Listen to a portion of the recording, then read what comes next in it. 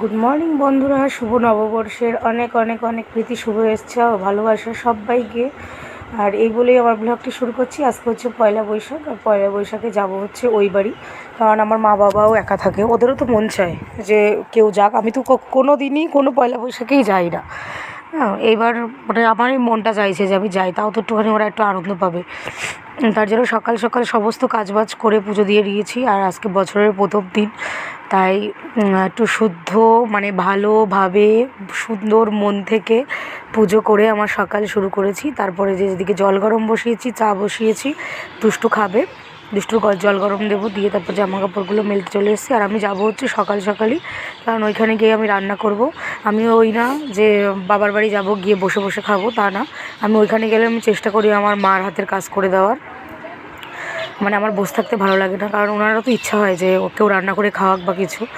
তাই যেটুখানি সময় থাকি আমি যেটুখানি পারি কাজ করি, ঠিক আছে। আর ওইখানে গেলে না আমার খুব ঘুম আসে, যেমন খিদে পায় ঘুমও আসে। তারপরে এদিকে জামা কাপড় চাপড় মেলে তারপরে আমি চা খেয়ে নিয়েছি, চা খেয়ে দুষ্টুরও তুলে দিয়েছি। দুষ্টুর জন্য চাই নিয়েছি আজকে, কারণ এক্ষুনি বেরিয়ে যাব, তখন 8টার মধ্যে বেরিয়ে যাব। তারপরে দুষ্টু আমি চা খাচ্ছিলাম, আর দুষ্টু বলছিল যে আমি অনেক দিন থাকবো কিন্তু মা। তো ও এখনও শুধু ব্রাশ করেছে, ফ্রেশও হয়নি ভালো করে। তারপর রেডি হয়ে নিলাম। আর আজকে আমাকে এত বাজে লাগছিলো দেখতে। আর কোনো মানে পয়লা বৈশাখ আমি বলছি কী পরে যাবো, নতুন কিছু পরে যাই। তাহলে এই শাড়িটা ছিল, মানে আমার বোনের বিয়েতে পাওনা হয়েছিল, সেখান থেকে নিয়ে এসেছিলাম, তাই এই শাড়িটাই পরে নিয়েছি। আর তারপর যাওয়ার সময় আবার গাড়িতে তেল ভরতে হয়েছে, এটিএমে দাঁড়িয়েছি, মিষ্টি নিতে হয়েছে, জিলেপি নিয়েছি, কারণ আমার বাবা মা কোনো দিনই মিষ্টি টিষ্টি কিছুই খায় না, বলেও না এই নিয়ে আসবো ওই নিয়ে আসবি। আজকে বাবা নিজেই বলেছে যে জিলেপি নিয়ে আসিস। তার জন্য আমাদের এখানে ভালো জিলেপি পাওয়া যায় এক জায়গায়, সেখান থেকে আমি 500 জিলেপি নিয়েছি। আর মিষ্টি নিয়েছি, দুষ্টু বলছিল কালাকাঁদ খাবে, কালাকাঁদ নিয়েছি, রসগোল্লা নিয়েছি। মিষ্টিগুলো আমার পছন্দেই নিই, কারণ ওরা তো খায় না, আমিই খাই। তারপর গিয়ে আগে চেঞ্জ করে নিলাম। আর এই নাইটিটা আমার মা আমার কি পয়লা বৈশাখে দিয়েছে।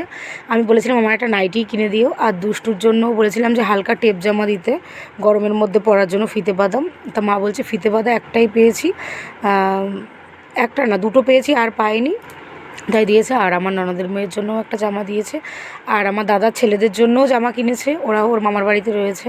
তারপর মা একটু অল্প একটু ময়দা মেখেছিল, তা আমি বলছি দাদা দাও লুচি বানিয়ে দিই, আমার একদম লুচি খাওয়ার আজকে মুড নেই।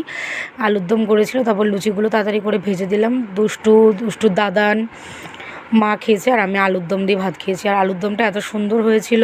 আমার মার হাতের রান্না এমনিতেও সুন্দর হয়, ভালো লাগে। সবসময় তো বাড়িতে নিজেই রান্না করে খাই, তাই ওইখানে গেলে মানে মা যেটা রান্না করুক, আমি যতই রান্না করি মার হাতে আমি এক পদ আমি বলবো ওই যে রান্না করো।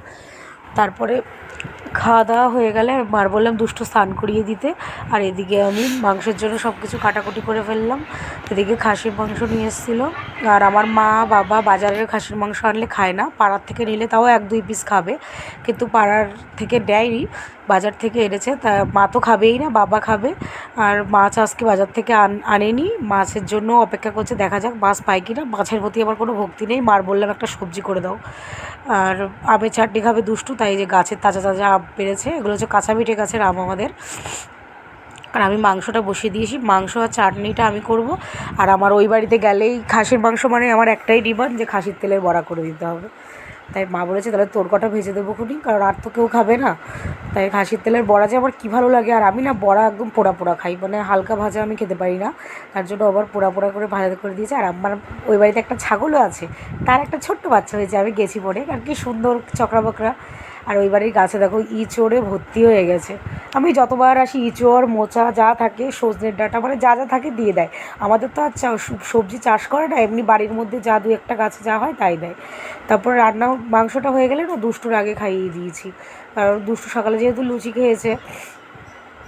তারপর দুষ্টুর খাইয়ে দিয়ে তারপর আমি খেতে বসেছি। আর দেখো বড়াগুলো ভেজে দিয়েছে, মা বলছে তুই কড়া করে খাস বলে এরম করেই ভেজে দিয়েছে। আর আমার এরম বড়াই ভালো লাগে, মুখের মধ্যে দিলে করবর করছিল। আর বড়াগুলো এত সুন্দর হয়েছে, ইস বড়া দিয়ে একটু দুধ দিয়ে মাখিয়ে ভাত যা লাগে না খেতে।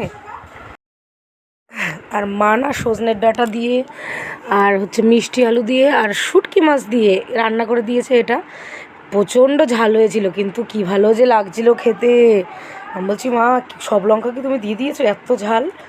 আর শুটকি মাছটা আমি খাই, এটা কোনো লজ্জার কথা না, মানে আমার খুব ভালো লাগে। আমার মা বাবা খায় না, কারণ ওদের হাই প্রেশার তো।